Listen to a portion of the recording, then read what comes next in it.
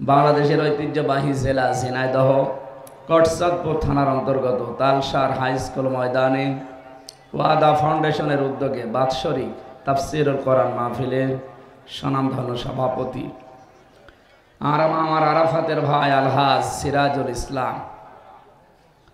নবীজি বলেন, আল হাজ্জু ইয়াহদিমু মা কানা ক্বাবলা, যে হজ করে ওটা যদি কবুল হয় তার পেছনের যত অপরাধ আল্লাহ সব মাফ করে দেয়। যারা হজে যায় তারা তিনটা কথা স্পেশাল ভাবে আল্লাহকে শোনায়। কয়টা বলেন? আমরা যারা হজে গিয়েছি, আমি নিজে হাজি, এটা পাশে হাজি, এ পাশে হাজি। ওসি সাহেব হয়তো এখনো হজ করেনি, আগে শেষ হোক চাকরি তারপরে যাবে। মানুষ মারা যাওয়ার পরে আমরা দেখি তাকে ধোয়ানো হয়, কাফন পরানো হয়, জানাজা দিয়ে কবরে দিয়ে দেয়। আমরা যারা হজ করি, সত্যি কথা বলছি, আমরা কিন্তু নিজেরা নিজেকে মেরে ফেলি। মেরে ফেলার পরে ওই সময় নিজেই কাফন পরি, ওটা কিন্তু কাফনের কাপড়। এরপরে নিজেকে মেরে ফেলি, আল্লাহকে বলি যে আমি তো মরেই গেছি, বাকি যে হায়াতটা আমার আছে এটা আমার বোনাস হায়াত। এই জন্যে এই আয়োজন করে যখন আপনি কাবা শরীফে প্রবেশ করেন তখন আপনাকে বলা লাগে লাব্বাইক, হে আল্লাহ আমি উপস্থিত হয়ে গেছি, তোমার যে হাজিরা খাতা আছে আমার নামটা লিখে নাও, আমি তোমার যে গোলাম এটা তুমি লিখে নাও যে আমি অন্য কারো গোলাম না। আল্লাহ বলেন, দাঁড়া, তিনটা কথা স্পেশাল ভাবে তুই আমাকে বলবি এবং এটা মেনে চলবি। ইন্নাল হামদা, তুই বল যে যত প্রশংসা এখন থেকে আমি করব সব তোমার জন্যে। এই জন্যে ইন্নার আগে ইন্না শব্দটা দেওয়ার পরে হাম দিয়েছেন। হাম দিলেও হয়ে যেত, না দিয়ে আবার আলিফলাম লাগিয়েছেন। আলিফলাম চার প্রকার হয়, এখানে যেটা আছে এটা আলিফলামে ইস্তেগরাকি। গর্পণ শব্দের শাব্দিক অর্থ হচ্ছে ডুবন্ত। তার মানে আমি আল্লাহকে বোঝাতে চাচ্ছি গ্যারান্টি দিয়ে, হে আল্লাহ আমি কিন্তু একেবারে খুব দৃঢ়ভাবে বলছি যত প্রশংসা এখন থেকে আমি করতে পারি সব তোমার জন্য করব। আমার কথার অর্থ বুঝতেছেন? এর চাইতে আর কিছু থাকে না। ইন্নাল হামদা এ কথা বলার পরে দুনিয়ায় আর কিচ্ছু থাকে না। 2 নম্বরে বলা হয় আর নেমাতা লাকা, শুধুমাত্র তোমার প্রশংসা না, তুমি আমাকে যে নিয়ামত দিয়েছ সব নিয়ামত আজকে থেকে তোমার জন্য ব্যয় হবে। আমি যে সুস্থ আছি এটা তোমার নিয়ামত। এটা কি? বিজ্ঞান এখন এই মাথার উপরে গবেষণা চালিয়েছে, এর ভেতরে 70,000 এই যে রগ তার যাই বলেন এগুলো দেওয়া আছে। সামনে ফ্রন্টাল লব পাবেন, এরপরে প্যারাইটাল লব, অক্সিপিটাল লব, মোটর কর্টেক্স, সেন্সরি কর্টেক্স, লব। আপনি এখানে কম্পিউটার ভিড়ান, শুধু মানুষের চামড়াটা আমি ফেলে দেব, দেখেন কত রগ কত তার বের হয়। এক একটার সাথে 70,000 করে সংযোগ দেওয়া আছে। আমি আয়াতের সাথে বিজ্ঞান ভিত্তিক তাফসীর মিলিয়ে দেখেছি, মুফাসসির জানিয়েছেন একটা রগ যদি কারো অকেজো হয়ে যায় মানুষটা পাগল হয়ে যাবে। আপনি যে মাস্তানি করে আপনাকে টাইট দেওয়ার জন্যে, নমরুদকে তো টাইট দিতে তাও মশা লেগেছে, আপনার তো কিছুই লাগবে না। কি শুধু যদি একটা রগ একটু অকেজো হয়ে যায় আপনি নিজের পায়খানা নিজে খাবেন।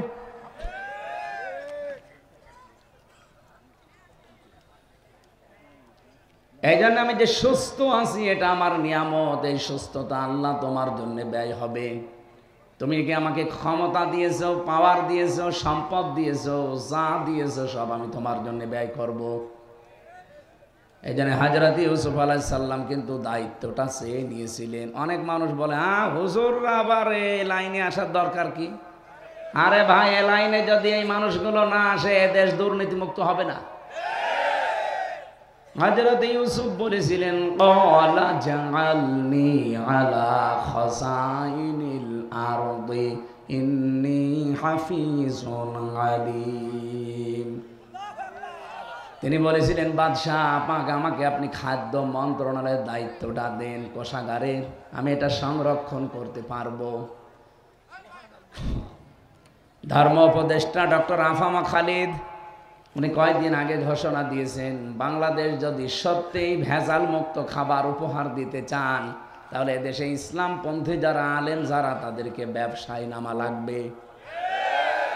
এদের যদি সত্যি রাজনৈতিকভাবে আপনি দেউলিয়া করে না দিতে চান, যদি সমৃদ্ধ করতে চান, অবশ্যই আলেমদেরকে এ রাস্তায় আসা লাগবে। আর আমরা যারা আসি এই নিয়তে আসি, আমাদের আখের গোছানোর চিন্তা না। যদি চিন্তা থাকতো, ওসি সাহেবের গ্রামের বাড়ি মোড়লগঞ্জ, ওখানে যিনি এমপি ছিলেন মুফতি আব্দুল সাত্তার, আমি আসার সময় স্যারের সাথে কথা বলছিলাম, এখনো পর্যন্ত তার বাড়ি মাটির বাড়ি, সে একজন এমপি।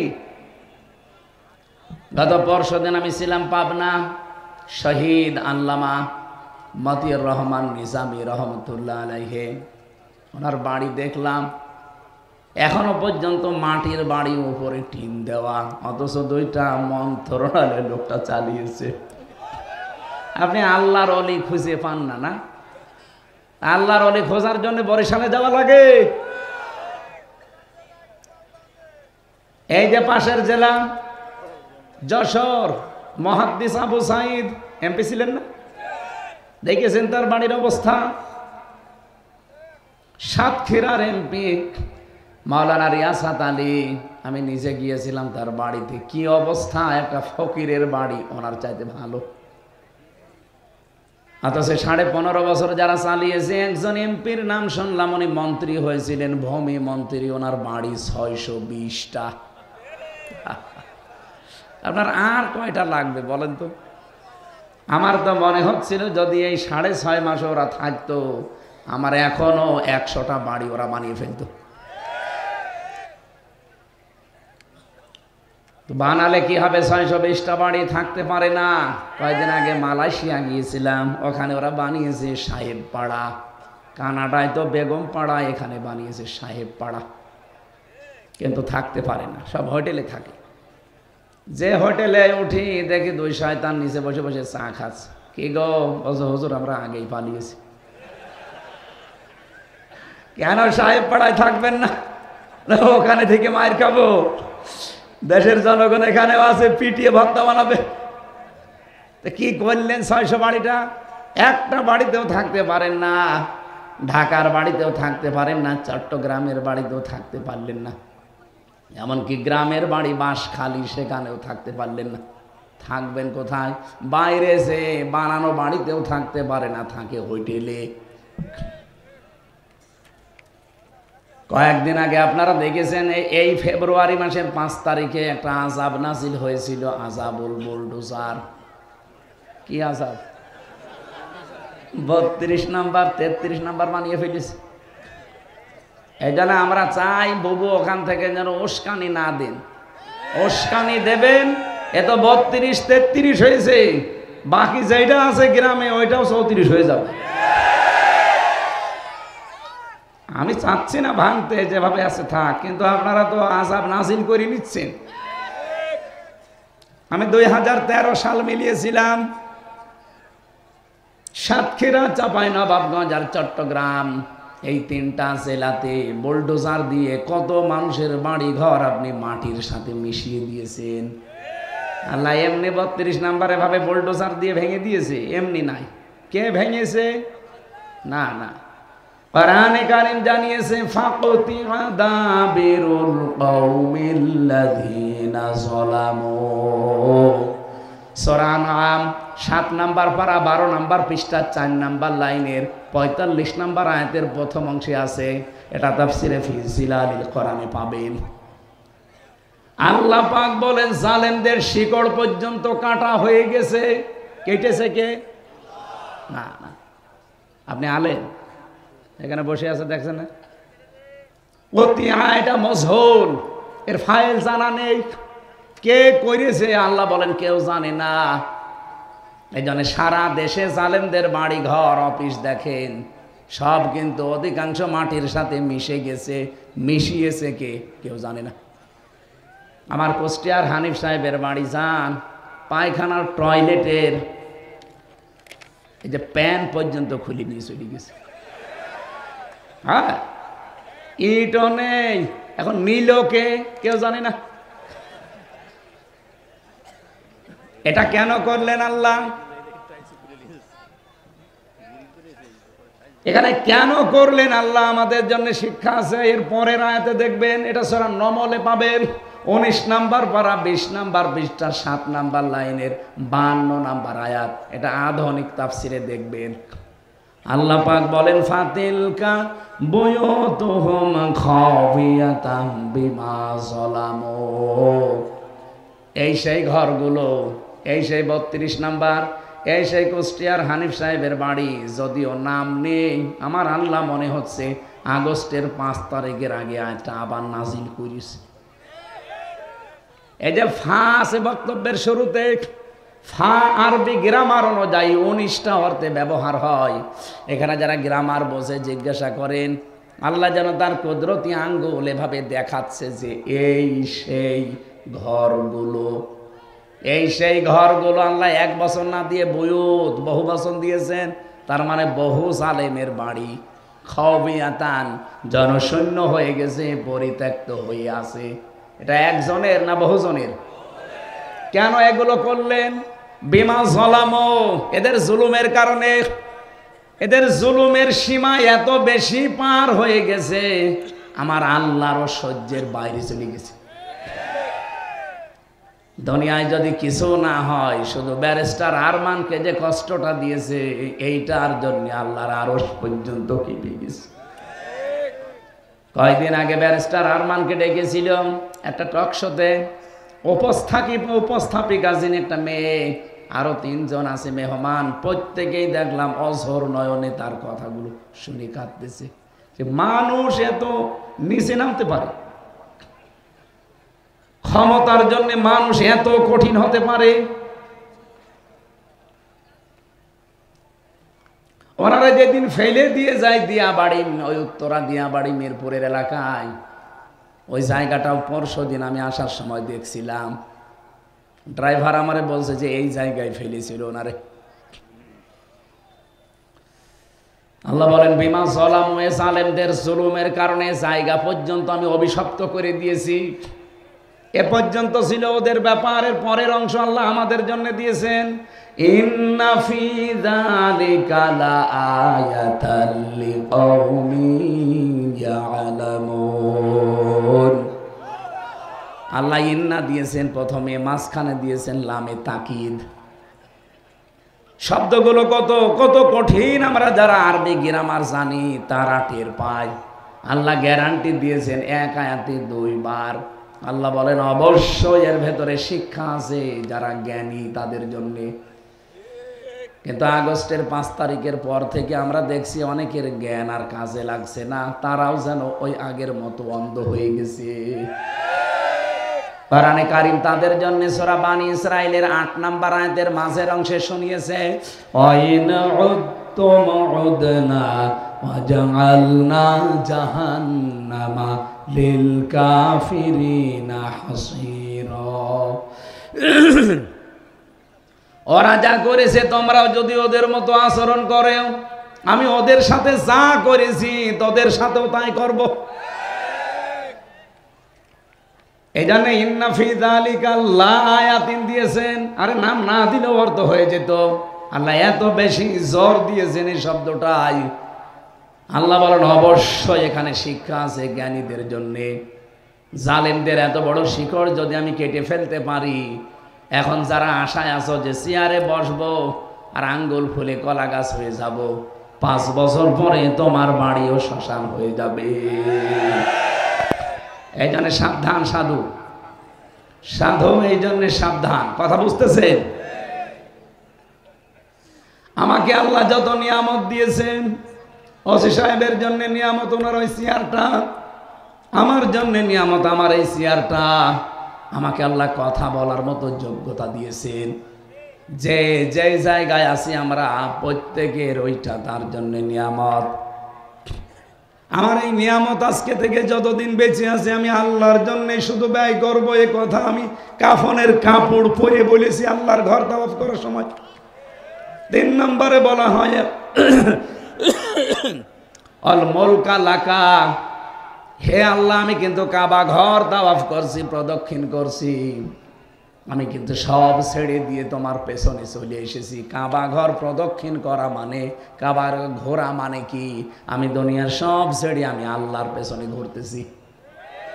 এ ঘর যেহেতু আল্লাহর, আমি ঘুরছি কার পেছনে? আরো জোরে বলেন। শেষ কথা এইটাই বলে, হে আল্লাহ আমি যদি রাজ্য রাজনীতি দুনিয়ায় কিছু করেও থাকি, আজকে থেকে শুধু তোমার জন্য করব। অল মুলকা লাকা, অল মুলকা লাকা, তোমার জন্য করব আমি রাজনীতি। এতটুকু আল্লাহ বলেন, শেষ হয়নি। বিদায় তাওয়াফ করার সময় যে অধ্যাপক সাহেব যারা হাজির, শেষ কথা আল্লাহকে এটা শোনানো লাগে, আল্লাহ লা শারীকা লাকা লাব্বাইক, আমি চলে যাচ্ছি আল্লাহ, আমার নামটা তুমি লিখে রেখো, আমি কিন্তু মুশরিক না। আমি আজকে থেকে তোমারে গ্যারান্টি দিয়ে গেলাম কোনোদিন আর শিরিক করব না। বাংলাদেশে যত হাসি রাজনীতি করে, সরকারি দলে বিরোধী দলে নিরপেক্ষ যারা আছে, বলেন তো এই তিনটা কথা যদি মেনে চলতো, এদেশে আর কারো লাগতো না ইসলাম কায়েমে, হাজিরায় যথেষ্ট। বলেন করছে হাজিরায় কাজগুলো, একটা কথাও ঠিক রাখে না। ওখানে বলে ইন্নাল হামদা, প্রশংসা সব তোমার জন্য, এসে প্রশংসা করে মরা মানুষের। আরে ভাই, মানুষ তো মরেই গেছে, তার প্রশংসা করে করবেন কি? ওই প্রশংসা যদি তার না করে, ওই মরা মানুষের মালিক যিনি, ওনার করতেন, আপনার অন্তর প্রশান্ত হয়ে যেত। কোরআনে কারীম জানিয়েছে আল্লাযীনা আমানু, যে মানুষগুলো ঈমান আনে, তাতমাইন্নু কুলুবুহুম বিযিকিরিল্লাহ, আলা বিযিকিরিল্লাহি তাতমাইন্নুল কুলুব। এই পৃথিবীতে ইমানদারেরা যদি প্রশান্তি পেতে চায়, আমি আল্লাহ বলছি, আমি আল্লাহর নামে তাদের অন্তর ঠান্ডা হবে। আজকে থেকে আমলটা একটু মন মতো করেন। পৃথিবীতে যদি সত্যি আপনি প্রশান্তি পেতে চান, আল্লাহর নামের বাইরে আর কারো নাম নেই। আপনি বাবার নামে জীবনেও শান্তি পাবেন না, মায়ের নামে শান্তি পাবেন না, নেতার নামে শান্তি পাবেন না। কি করেন আপনি? আপনাকে আমি কিছু বলেছি? আমার কণ্ঠ এখন এরকম হয়ে গেছে, কিছুই লাগবে না, এর উপর এখন ট্রাক গেলেও কিছু হবে না। আপনি ভালো করে শোনেন, নিস্তব্ধ হয়ে যাবেন। ছাড়বে কয়টা? তিনটা চলছে, ছাড়বে কি করি? গলায় তো পারছে না। আর এমন কোন টর্চার নেই, এই 3 বছরে ওরা করে না। আমার মাথার একেবারে চুল থেকে পায়ের তালু পর্যন্ত একটা ইঞ্চি জায়গা ফাঁকে না, এই জালেমরা যা করিস। আমি জামা খুলতে পারি না। আমার কণ্ঠ যে এই যে নষ্ট হয়ে যাচ্ছে, শরীর নষ্ট হয়ে যাচ্ছে, কি ছিলাম আর কি হয়ে গেছে, স্বাভাবিক হতে এখনো সময় লাগবে, কিন্তু চাপগুলো তো যাচ্ছে না। আর 2-3 দিন গেলে বাঁচি, 1 মাস রোজা, এর ভেতরে তো আর এরকম নেই।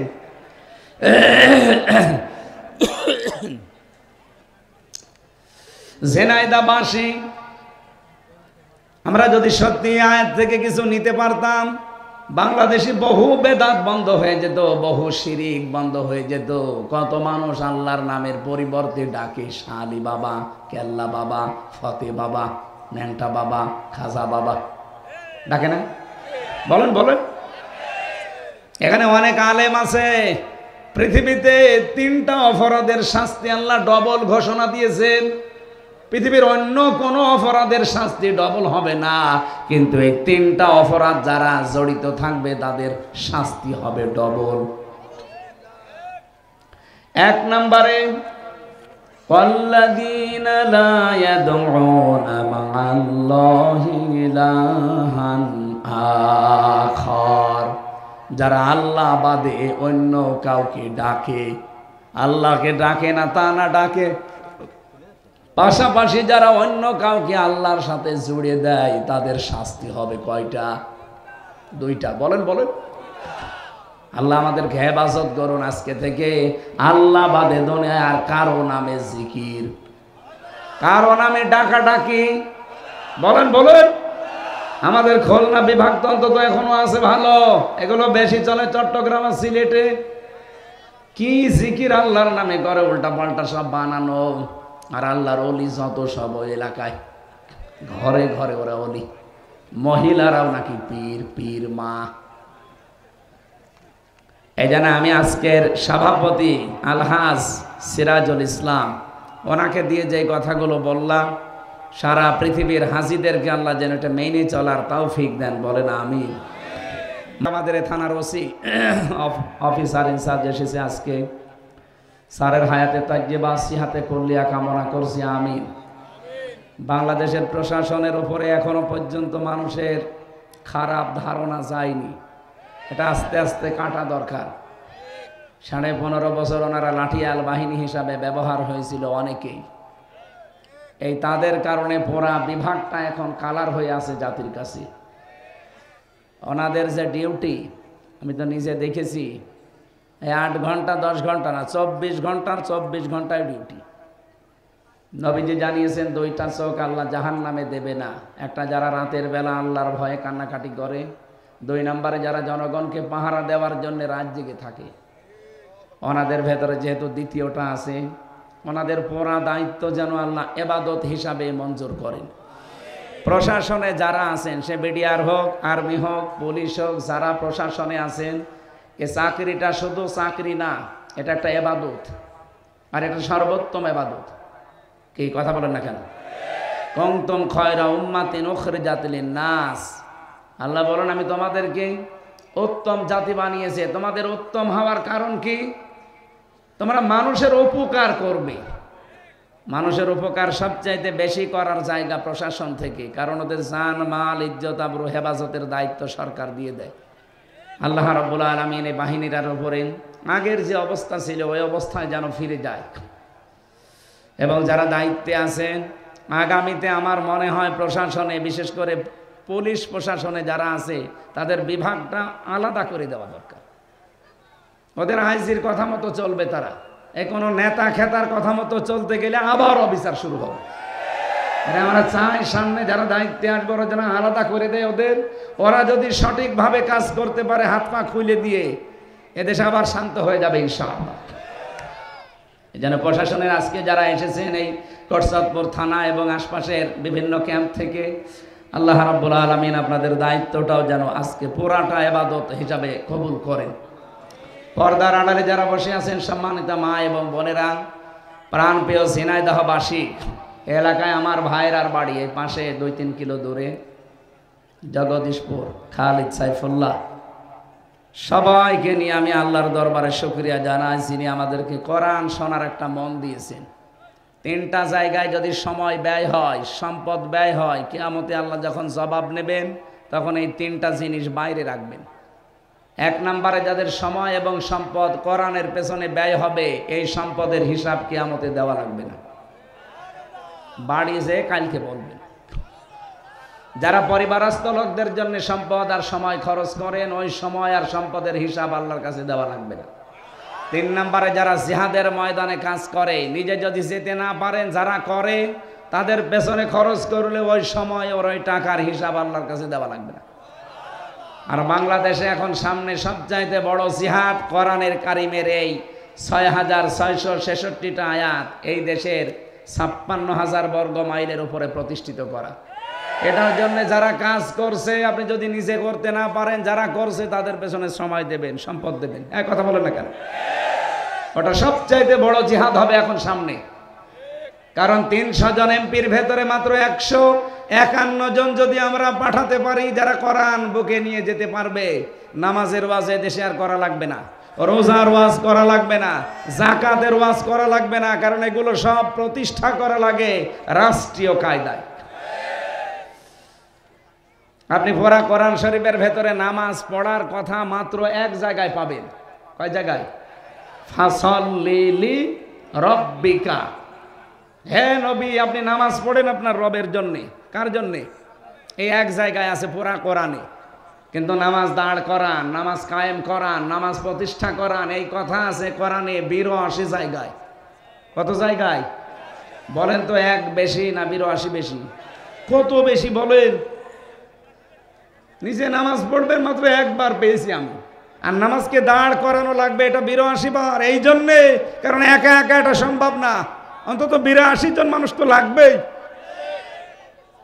আর রাষ্ট্রে আমরা 18 কোটি মানুষ বাস করছি। 18 কোটির ভেতরে মাত্র 300 জন, এর ভেতরে মাত্র 151 জন। এরা যদি বলে মাননীয় স্পিকার আমরা নামাজের বিল চাই, দেখবেন তার পরের দিন এই বিধানটা বাংলাদেশে কায়েম হয়ে গেছে। আপনার আর ওয়াজ করা লাগবে না, ভাই সলিমদ্দি চলো নামাজ পড়তে যায় না, ও নামাজ পড়তে বাধ্য হবে, ওর বাপ পর্যন্ত পড়বে। নামাজের বিলটা কায়েম যদি হয়, আপনি হয়তো একটা ভোট দিয়েছিলেন যাকে, সেই লোকটা যদি সংসদে যে এই বিলটা কায়েমের পক্ষে কথা বলে, 18 কোটি মানুষ নামাজ পড়বে। আপনি একটা ভোট দেওয়ার কারণে 18 কোটি মানুষের নামাজের সওয়াব পাবেন। এইটা অনেকে বুঝে ফেলেছে, এই জন্য বলে হুজুর এটা রাজনীতি। এটা রাজনীতি হয় কি করে? এই কথাটা রাজনীতি হয় কি করে? আমি এক ওয়াক্ত নামাজ পড়ি 18 কোটি মানুষের নামাজের সওয়াব পাবো, এটা রাজনীতি হয় কি করে? এটা তো সাদগায়ে জারিয়া। বলেন, আমাদের দেশে আমরা গোনায়ে জারিয়া বুঝি না, অনেকে সাদগায়ে জারিয়াও বুঝি না। আমি একটা সিনেমা তৈরি করলাম, এর ভেতরে অশ্লীল দৃশ্য যা থাকবে, যত মানুষ দুনিয়ায় দেখবে, এরপরে আবার কপি হবে, আবার দেখবে, এরপরে আবার কপি হবে, আবার দেখবে। এটা যদি কিয়ামত পর্যন্ত চলতে থাকে, আপনি কিয়ামত পর্যন্ত কবরে গোনায়ে জারিয়া পেতেই থাকবে। এগুলো সব ফ্ল্যাক্সি লোড হয়ে আর বিকাশ হয়ে যাবে। এখন যদি বলেন হুজুর আমার বিকাশ নাম্বার খোলা নেই, এমনি খুলে যাও। ও পাসপোর্ট সাইজের ছবিও লাগবে না, ও ভোটার আইডি কার্ডও লাগবে না, এমনি বিকাশ খুলে যাবে, আর খালি বসে বসে পাবে। ওই সিনেমায় যত কিছু হয়েছে, যত মানুষের চরিত্র ধ্বংস হয়েছে, মানুষের পরিবার নষ্ট হয়েছে, আপনি কবরে বসে বসে কিয়ামত পর্যন্ত এই গোনায়ে জারিয়া পেতেই থাকবেন। এটাকে আমি বানালাম? বলেন বলেন। সূরা নেসা 5 নাম্বার পারার 10 নাম্বার পৃষ্ঠা 11 নাম্বার লাইনের, এটা 85 নাম্বার আছে, আয়াতে আছে, মাইয়াশফা শাফাআতান হাসানাতান ইয়াকুল্লাহু নাসীবুম মিনহা ওয়া মাইয়াশফা শাফাআতান সাজ্জিয়াতান ইয়াকুল্লাহু কিফলুম মিনহা ওয়া কানাল্লাহু আলা কুল্লি শাইইন মুকিতা। বলেন আল্লাহু আকবার। আরো অ্যাক্টিভ ভাবে শুনবেন, আর শিক্ষাগুলো এখান থেকে জীবনে বাস্তবায়নের সিদ্ধান্ত নেবেন। আল্লাহ পাক বলেন, কোনো মানুষ যদি একটা ভালো কাজ করে, ওই ভালো কাজে কেউ যদি সহযোগিতা করে, ও লোকটা ভালো কাজ করে যা পাবে, আপনি শুধু নাড়াচাড়া দিয়ে সেই সওয়াব পাবেন। সিস্টেম অপর পৃষ্ঠায় দেখুন, কোনো মানুষ যদি অন্যায় কোনো কাজ করে, এই অন্যায় কাজ করে লোকটা যে অপরাধী, আপনি শুধু সাহায্য করে একই অপরাধী। বলেন, এইটা রাজনীতি মনে করে আপনি চলে যান কোন কারণে? আমরা তো চাই এদেশে কোরআনে কারিমের বিধানটা কায়েম করতে, এটা আপনার কাছে রাজনীতি মনে হয়ে যায়, আর আপনি যেটা করছেন ওটা তো পুরাই দুর্নীতি। এটা পুরা দুর্নীতি না? আগামী থেকে এই দুর্নীতি দেশে আর হবে না। আন্তর্জাতিক যে বিভিন্ন বিষয়গুলো এখন ষড়যন্ত্র চলছে, আশা করছি আল্লাহর দিকে তাকে এগুলো মিটে যাবে। কি? হ্যাঁ, ওরা চায় না দুনিয়ায় কেউ যে দেশে ইসলাম কায়েম হোক, কিন্তু আল্লাহ যদি চায় সবগুলো কিন্তু পানির মতো হয়ে যাবে ইনশাআল্লাহ। আগস্টের 5 তারিখের পর থেকে আজকে ফেব্রুয়ারির 25 তারিখ পর্যন্ত 27টা ষড়যন্ত্র করেছে আমাদের এই প্রতিবেশীরা, একটাও হালে পানি নেয়নি, সব নস্যাৎ হয়ে গেছে। গত 3 দিন আগে যেটা করেছে, এটা রাখাল রাহাকে দিয়ে আমার নবীকে গালি দিয়েছে। ওরা মনে করেছিল এই দেশের মানুষ উত্তেজিত হয়ে ওকে মেরে ফেলবে, আর এইটা আমরা বিশ্বের মিডিয়ায় দেখাবো যে বাংলাদেশে জঙ্গি ভরে গেছে, এদেশের মানুষ পাগল ভালো হয়ে গেছে। আমরা প্রতিবাদ যতটুকু জানানোর জানিয়েছি ইমানের দাবির কারণে। আর আমরা এটাও চাই যারা দায়িত্বে আছেন, আপনি 2 জন নবীর নাম নিয়ে আসেন, ডক্টর মোহাম্মদ ইউনুস, একটা মোহাম্মদ আর একটা কি, কয় নবীর নাম? 2 নবীর নাম নিয়ে বসে আছেন। আমাদের নবীকে যদি সত্যি কেউ গালি দেয়, অসম্মান করে, শুধু আমার নবী না, যে নবীকে যদি কেউ ছোট করে, আমরা চাই তার মরণ, মৃত্যুদণ্ড তাকে দেওয়া লাগবে। কথা বলেন না কেন? এটার পক্ষে আমরা আছি না? লিল্লাহে তাকবীর। দেখেন তো হাত তোলেনি কে? ঠিক আছে, আলহামদুলিল্লাহ। আরে ভাই, এটা তো ভিডিও হচ্ছে এখানে, ফেরেশতারাও করছে। কিয়ামতে যদি কিছু আপনার ভালো না লাগে আল্লাহর, অন্তত আল্লাহ যেন এটা দেখায় যে আমি নবীর সম্মানের পক্ষে ছিলাম। হযরতে ওমর এটা বলছে আমি শিক্ষার জন্য। এদিকে তাকান, তার ছেলেটাকে মাদ্রাসায় দিয়ে আসলেন। খলিফাতুল মুসলিমিন, তিনি দেশের প্রেসিডেন্ট। ওই জামানায় যিনি প্রধান বিচারপতি ছিলেন, তার সন্তানও একই মাদ্রাসায় দিয়েছেন। হযরতে আলীর সন্তান হোসাইন। এরকম টেবিলের ওপরে ক্লাস, খালি বই কলম ফেলে দেয় আর বলে তুলে দাও। একবার, দুইবার, তিনবার তুলে দিলেন। তিনবার তুলে দেওয়ার পর উনি রেগে গেছেন, কারণ প্রেসিডেন্টের ছেলেটা আলাদা গরম থাকে। ডাক দিয়ে বলে, হোসাইন, বারবার কলম ফেলে দাও, আমারে তুলতে বলো, আমি কি তোমার চাকর নাকি?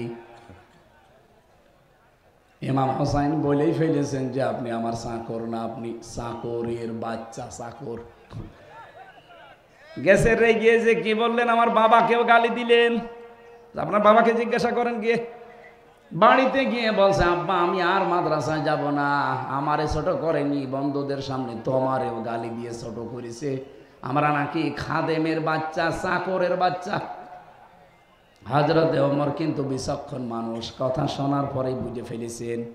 ডাক দিয়ে বলে, বিচার করব কিন্তু জমার দিন। খুতবা দিচ্ছিলেন তিনি যেহেতু খতিব, হঠাৎ আলোচনা বন্ধ করে দিলেন। ডাক দিয়ে বলেন, হোসাইন আসো এখানে? বলে, হ্যাঁ। এদিকে আসো। তুমি আমার ছেলেকে ভরা মজলিসে ক্লাসে গালি দিয়েছো চাকরের বাচ্চা, চাকর বলে, গোলামের বাচ্চা, গোলাম বলে। বলে, হ্যাঁ দিয়েছি। কেন দিলে? ইমাম হোসাইন ডাক দিয়ে বলে, খলিফা বুকে হাত দিয়ে বলেন তো, আপনি কি আমার নানার খাদেম ছিলেন না? হযরত ওমরের কথা বন্ধ হয়ে গেছে। উনি বলে, আমি তো এভাবে কোনোদিন চিন্তা করি নাই।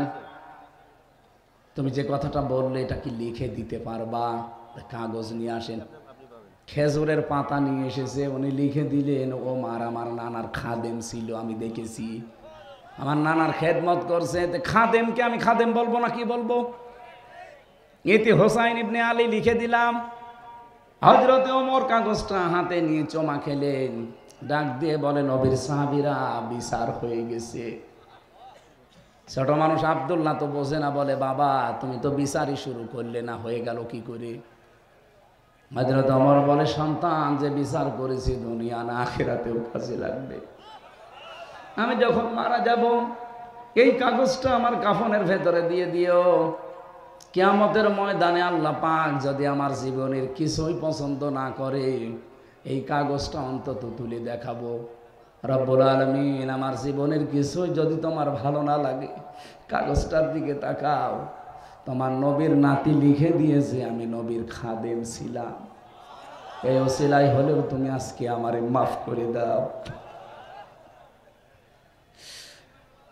আকাশের তারকা দেখতে পান, জীবনে কেউ যদি গণনা করেন একদিন হয়তো শেষ করে ফেলতে পারবেন, কিন্তু হযরত ওমর মুসলমান হয়ে যত নেকির কাজ করেছিলেন কোনোদিন শেষ হবে না। এত নেকি আঞ্জাম দিয়েছিলেন তিনি, যে রাস্তা দিয়ে যেতেন শয়তান পর্যন্ত 40 দিন যেতে ভয় পেত। এত মর্যাদা যেই মানুষটার। হযরত ওমরের একক সিদ্ধান্তের ওপরে কোরআনের 13টা আয়াত আমার আল্লাহ তার মন মতো করে নাজিল করেছেন। অন্য কারো নামে এত আয়াত নাজিল হয়নি। এই মানুষটা যদি কিয়ামতের বিচারে এই সিদ্ধান্ত নিতে পারে যে আল্লাহ, কিয়ামতে যদি কিছুই তোমার কবুল না হয়, পছন্দ না হয়, এই কাগজটার দিকে একটু তাকাও, তোমার নবীর নাতির সই করা আছে, উনি লিখে দিয়েছে আমি নবীর খাদেম ছিলাম, এই ওসিলা হলো আমার আজকে মাফ করে দাও। তো আমাদের জীবনে তো এরকম একটা কিছু থাকা লাগবে। কি দেখাবেন আপনি? হাল্লাকা সিররুন ইনদাল্লাহ বাইনাকা আনতা ওয়া বাইনাল্লাহ, হাল্লাকা সাদাকাতুন তাখফা লা ইয়ালামুহা ইল্লাল্লাহ। তোমার কি এমন কিছু আছে যে কিয়ামতে তুমি দেখাতে পারবে? তুমি ছাড়া আর আল্লাহ ছাড়া কেউ জানে না ওই সাদগার বিষয়টা। এমন কোন গোপন দান তোমার আছে? এই জন্য দুনিয়াতে এমন কিছু গোপনে করা দরকার, এমন কিছুর পক্ষে থাকা দরকার যেই জায়গায় আমার আল্লাহ নিজেও দুর্বল হয়ে যায়। এই জন্য আমি হাত তোলালাম। যে লোকটা গালি দিয়েছে রাসূলুল্লাহকে, ও যদি আমার বাবাকে গালি দিত ওরে আমি আরো পুরস্কার দিতাম। দে, বিশেষ করে আমার দাদারে যদি গালি দিত আমি আরো টাকা দিতাম, কারণ আমার দাদা আওয়ামী লীগ। না, গালি দিক, কিন্তু আপনি রসুলকে গালি দেবেন কেন? তামাম দুনিয়া আমরা রসুলের কাছে ঋণী। এক কথা বলে না কেন? উনি যা দিয়ে গেছে তামাম দুনিয়ার মানুষ আমরা তার কাছে ঋণী। আর আপনি গালি দেন মানবতার এই মহান বন্ধুকে, আপনি তো মানবতার শত্রু। এক কথা বলেন না কেন? আর মানবতার শত্রু আপনি। এই জন্য আমরা আহ্বান জানাই ডক্টর মোহাম্মদ ইউনূসের কাছে, যারা এই দেশে এরকম কিছু করবে আইন পাশ করে দেন, আমরা সরাসরি তার ফাঁসি চাই। আগামীতে কোনো শয়তান যেন আর সাহস না পায়।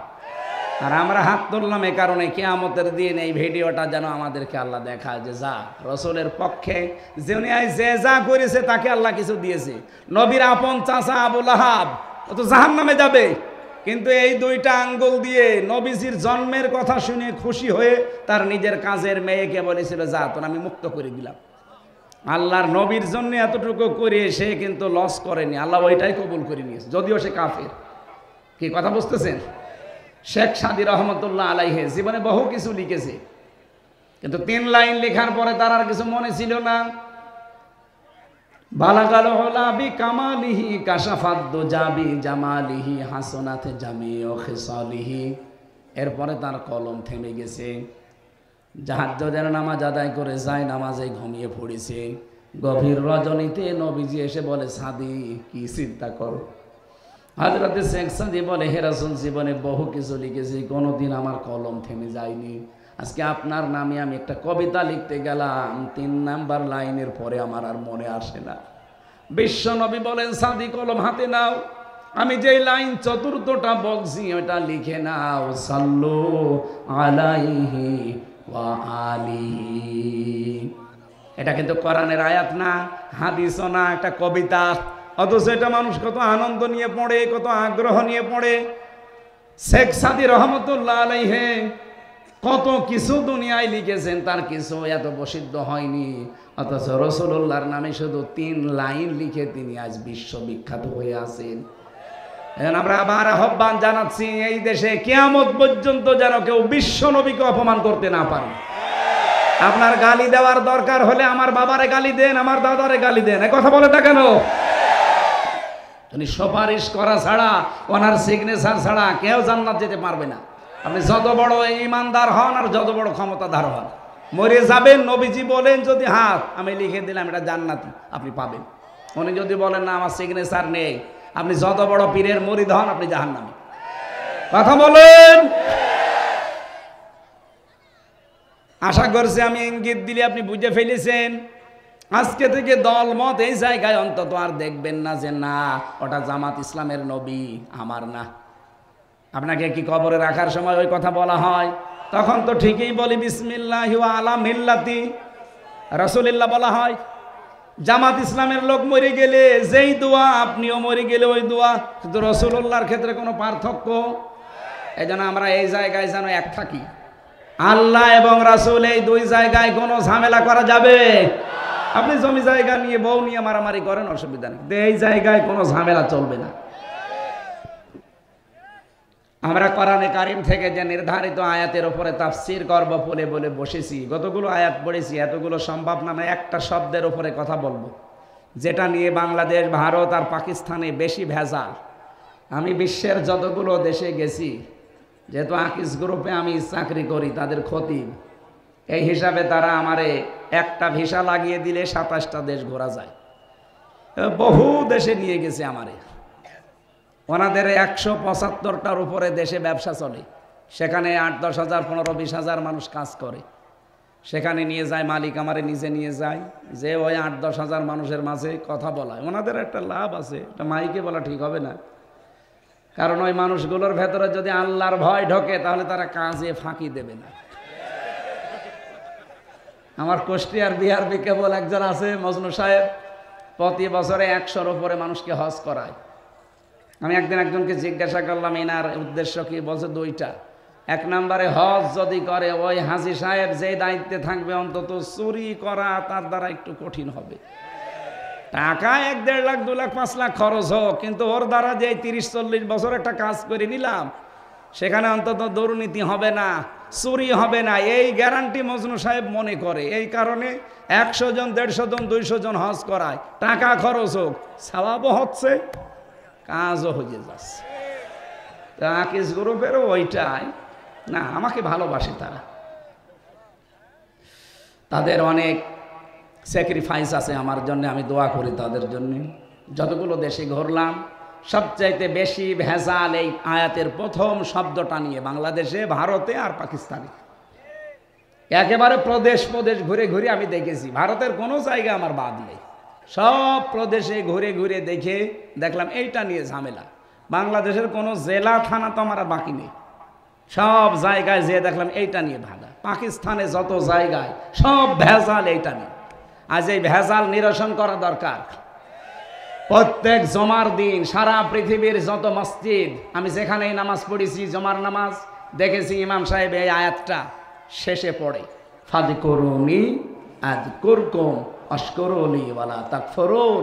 4টা বিষয় আল্লাহ আমাদেরকে প্রতি জমার দিন ইমাম সাহেবের মাধ্যমে স্মরণ করায় যে আমাকে স্মরণ করো, আমি স্মরণ করব, আমার শুকরিয়া আদায় করো, নাফরমানি করবা না। কয়টা কথা? আরো জোরে। 1 নম্বরে আমাকে স্মরণ করো, আমিও স্মরণ করব, আমার নিয়ামতের শুকরিয়া আদায় করো, নাফরমানি করবা না। হয়ে গেছে না বলা? বুঝেছেন? কারা হাত তোলেন তো?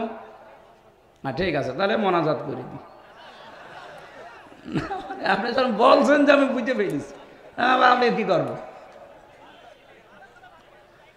আমি পড়া কোরআন শরীফ যতটুকুই বুঝেছি, যেহেতু আমার অনার্স মাস্টার্স এইটার উপরে সারাটা জীবনই প্রায় চলছে, এর উপরে আমার সেই 5 পাস করার পর থেকে এর উপরে আমি এইটা নিয়ে যতটুকু বুঝলাম নাড়াচাড়া করে প্রায় 42টার উপরে আমি বিশ্ববিদ্যালয়ে থাকাকালীন মিলিয়েছিলাম তাফসিরগুলো। সব মুফাসসির এই আয়াতের ব্যাপারে 5টা অর্থ নিয়ে এসেছেন। প্রথম শব্দ ফা, প্রথম অক্ষর কি? এর বাংলা অর্থ অতঃপর। উযকুরনি, আমাকে স্মরণ করো, মানে আমার জিকির করো। আযকুরকুম, আমি আল্লাহ তোমাদের জিকির করব। আমি 2010 সালে যখন প্রথম গ্রেপ্তার হয়ে জেলে গেলাম, ওই সময় যে ওসি সাহেব আমার নিয়ে গিয়েছিল, মানে গোপালগঞ্জে বাড়ি, টঙ্গি পাড়ায়, আল্লাহর ওলি, উনি আমারে বলছে হুজুর আমি আপনারা ছেড়ে দিচ্ছি, কিন্তু একটা দায়িত্ব পালন করবেন, প্রতি জমার দিন এসে আমারে আপনি যেভাবে কোরআন পড়েন ওইভাবে শিখিয়ে দেন। যেভাবে শিখতে হলে আরবি গ্রামার জানা লাগবে।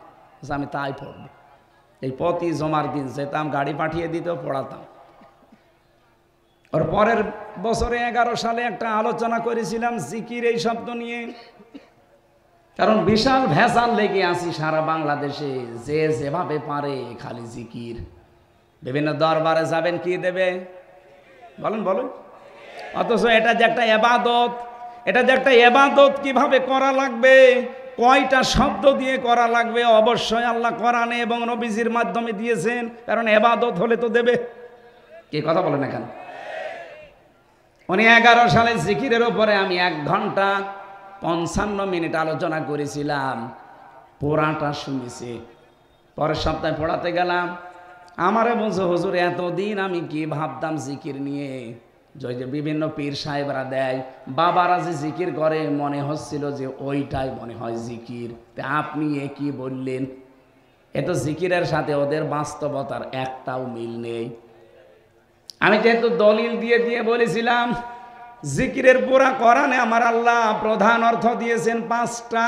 জিকিরের অর্থ কয়টা?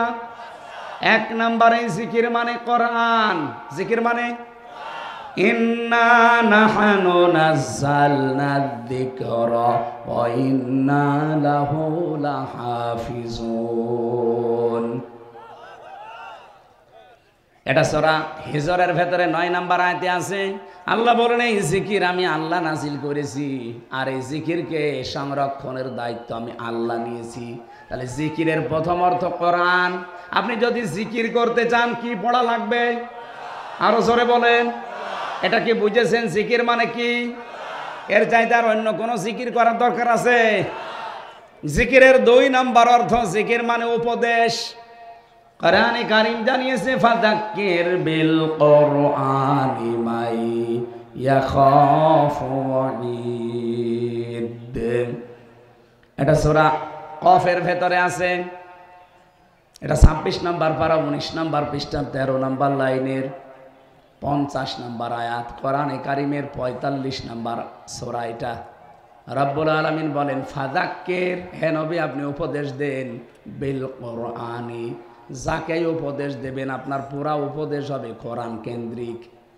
কি হবে জানেন আপনি? মাইয়া খাফু ওয়াঈদ, so admonish and or by the holy Quran him who phrase my threat, phrase my threat দিয়েছেন যাদের অন্তরের ভেতর আল্লাহর ধমকের ভয় আছে, কোরআন দিয়ে উপদেশ দিলে দেখবেন কিছু না কিছু তাদের কাজ হচ্ছে।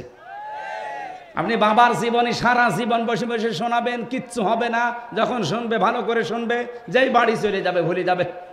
কিন্তু কোরআনে কারীম দিয়ে কেউ যদি আলোচনা করে, উপদেশ দেয়, এই যে সোনায় সোহাগা ছিটিয়ে দিলে যেরকম হয়, আল্লাহ বলেন এরকম হবে।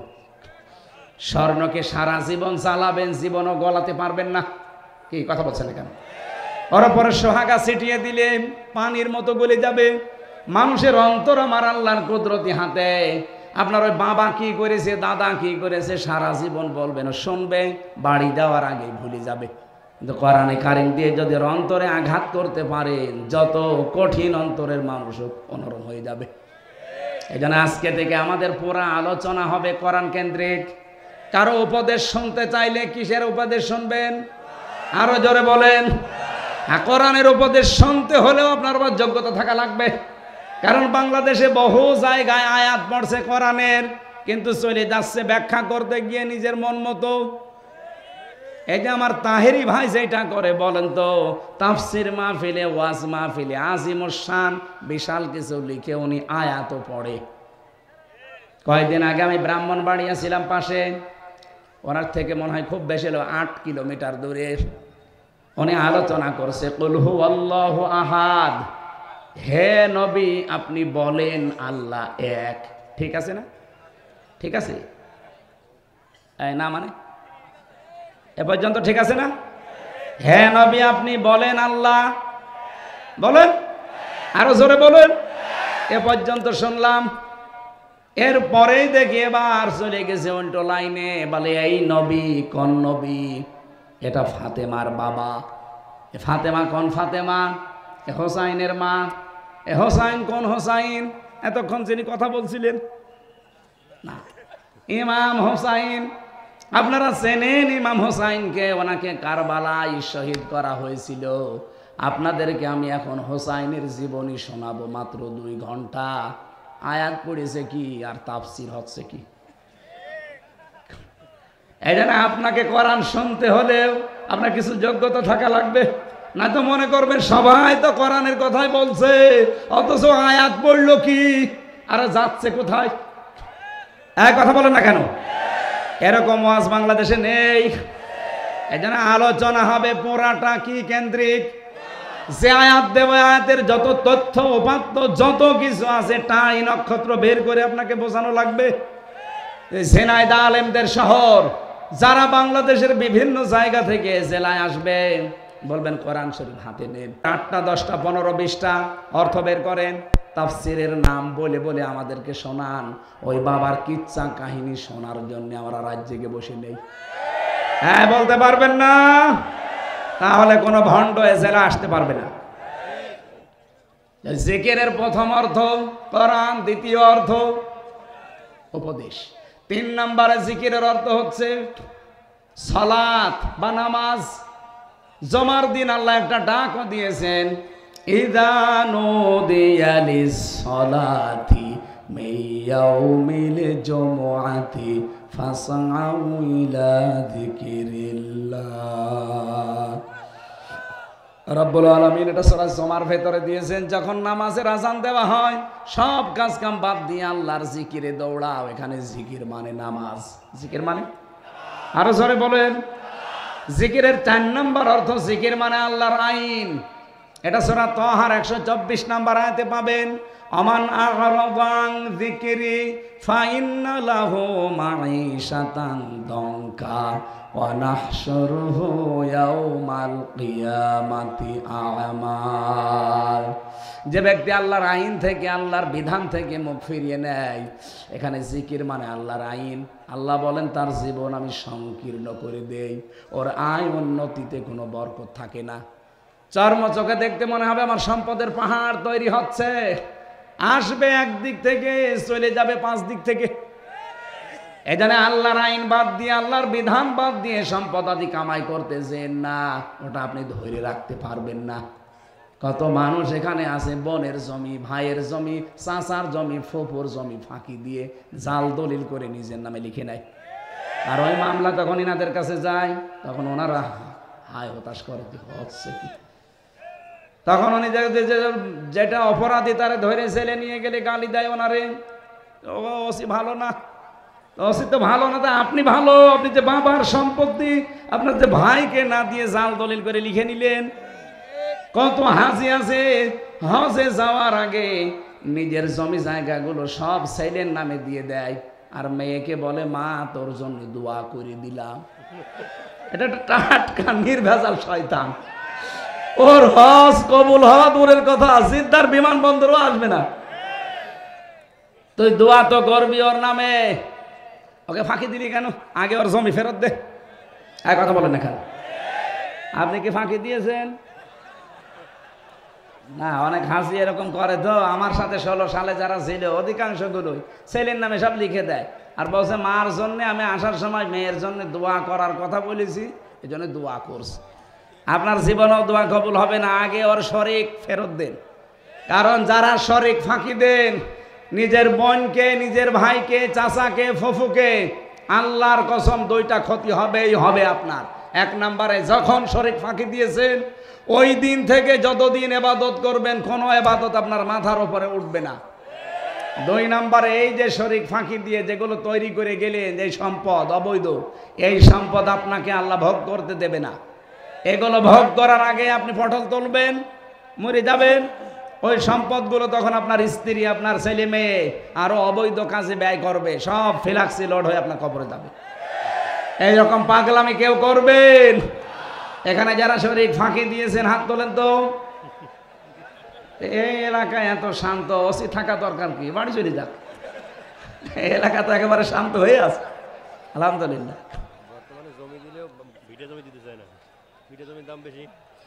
না, এখানে আর একটা মাসলা, হ্যাঁ স্যার যখন বলেছে এই মাসলাটা, এই যে যারা বোনকে, বিশেষ করে বোনকে ভিটার জমি দিতে চান না, বলেন মাঠের তা দিয়ে শেষ, না আপনি জায়েজ হবে না। কোরআন বলছে আপনার 1 ছেলে যা পাবে 2 মেয়ে তাই পাবে। আপনি মাঠেরটা হোক, দোকানেরটা হোক, আর ভিটারটা হোক, যেখানে হোক সব। এমনকি সাহাবায়ে কেরাম গ্লাস পর্যন্ত, খাবার খাওয়ার গ্লাস পর্যন্ত ভাগ করে দিয়ে দিতেন। 2টা থাকলে, 3টা থাকলে 1টা দিতেন বোনকে, 2টা রাখতেন নিজে। তারা যদি গ্লাস দিতে পারে, আপনি জমি দিতে পারবেন না ভিটার মানে? যার কারণে নামাজ পড়েন তার কারণে এই জমি জায়গাও ভাগ করা লাগবে আপনাকে। আল্লাহর বিধান বাদ দিয়ে আপনার জিকির হচ্ছে না। এদিকে তাকান। 5 নম্বরে জিকিরের অর্থ হচ্ছে স্মরণ করা। আজকের আয়াতে যে শব্দে আছে ফাজকুরুনি, আমাকে স্মরণ করো। বলেন তো জিকিরের যে 5টা অর্থ কোরআন দিয়ে বললাম, একটাও কি হু হু আছে? কোথায় পেয়েছেন ওগুলো? আলী বাবা, শাহ আলী বাবা, কেল্লা বাবা। সুতরাং আজকে থেকে এই ভণ্ডামি জিকির আর বাংলাদেশে, বিশেষ করে আমাদের খুলনা বিভাগে চলবে না। কথা বলেন না কেন? আমার বিভাগে যদি ঠিক করতে না পারি, আমি চট্টগ্রামে গেলে বলবে আপনারটা ঠিক করেন আগে। যেন আমি সারা বাংলাদেশের ঘর সেই বেড়াবো আর আমার ঘরেরই খেয়াল নেই, সমস্যা হবে। আপনার আগে ঠিক হন। আশা করছি এই ভণ্ডামিগুলো বাংলাদেশ থেকে বের হবে। জিকিরের অর্থ এবার হাদিস দিয়ে পেয়েছি আমি 99টা। কয়টা? আপনারা মনে হয় বিরক্ত হয়ে যাচ্ছেন। এখান থেকে আরেকটা অনুষ্ঠান আছে, ওই যে ঝিনাইদা ডাক বাংলা কলেজ ময়দানে, ওখানে 9টায়, এখন তো বাজে 8:40, আর 20 মিনিট আছে আমার মনে হয়। এখন এই আয়াত শেষ করতে গেলে এখন 1-1.5 ঘন্টা লাগবে। এই মাহফিলটা তো জোর করে আপনারা নিয়েছেন, খালি ওই ভাইরা ভাই দোহাই দিয়ে। আগামীতে একটা করে নেবেন মাহফিল, আর আমার শরীরেও পারছে না। ওখানে যেও যদি এখন 1 ঘন্টা 10 মিনিট হয়ে গেল, ওখানে যে যদি 1 ঘন্টা বলা লাগে। দিনের বেলা একটা ছিল, আমি আর পারছি না ভাই, আমি মাপ চেয়ে শেষ করে দিচ্ছি, ক্ষমা করে দিয়েন। আল্লাহুম্মা আমিন।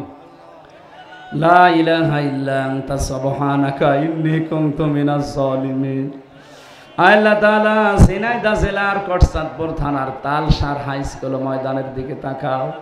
চাতক পাখির মতো তোমার কোরআনের কথাগুলো এরা শুনছিল।